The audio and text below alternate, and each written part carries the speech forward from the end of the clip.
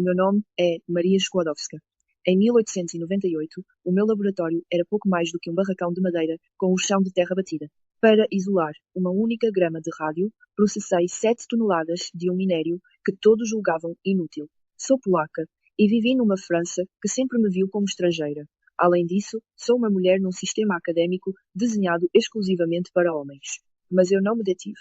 Queria entender por que razão certos minérios emitiam raios sem qualquer fonte de energia externa. E no fim, provei que a radioatividade é uma propriedade do átomo, e não das moléculas, mudando a física como a conheciam. Quando a guerra começou em 1914, não fiquei no laboratório. Peguei nos aparelhos de raios-x e instalei-os em carrinhas. Treinei 150 mulheres para operarem estas máquinas, e fomos para a frente de batalha, localizar balas e estilhaços nos corpos dos soldados. Para mim, a ciência só faz sentido se servir para salvar alguém.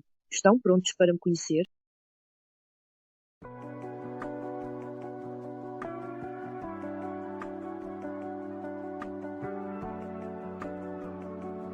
Esta é a pergunta central, certo?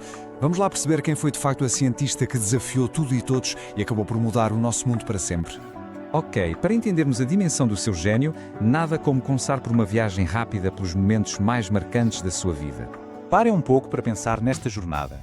Numa época em que as portas da ciência estavam praticamente fechadas às mulheres, ela sai da Polónia, vai para Paris e não só ganha um prémio Nobel, ganha 2, e em áreas diferentes. É absolutamente extraordinário. Ela não quebrou barreiras, ela pulverizou-as.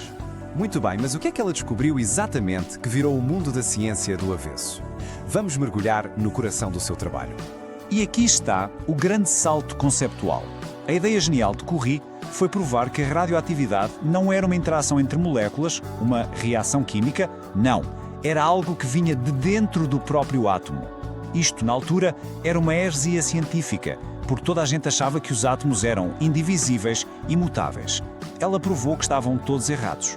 E isto não foi um golpe de sorte. De todo. Foi um trabalho de detetive, metódico e brilhante.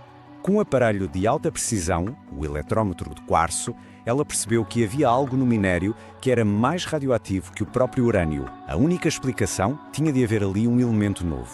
A partir daí, foi um trabalho físico brutal, processar toneladas de material para isolar uma quantidade minúscula desses novos elementos. E o resultado de tanto esforço? Bingo! A descoberta de 2 elementos completamente novos. O polónio, batizado em honra da sua terra natal, a Polónia, e o rádio, chamado assim pela sua radioatividade intensa. A sua teoria estava sem margem para dúvidas, confirmada. Mas como tantas grandes descobertas, esta tinha 2 faces. Um poder incrível para curar e, ao mesmo tempo, um poder terrível para destruir. 40 milhões. É um número quase abstrato, não é? Mas pensem bem.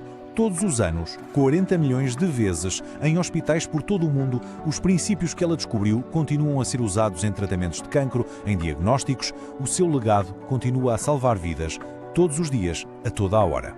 Uma das aplicações mais diretas foi a braquiterapia, que até chegou a ser conhecida como Curie-terapia. A ideia é genial na sua simplicidade.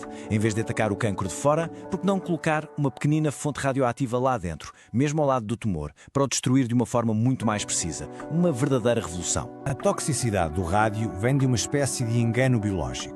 O nosso corpo, que precisa desesperadamente de cálcio para os ossos, olha para o átomo de rádio e confunde-os. Pensa que é cálcio, então absorve-o e deposita-o nos ossos, onde ele fica a emitir radiação durante décadas, destruindo a medula óssea de dentro para fora.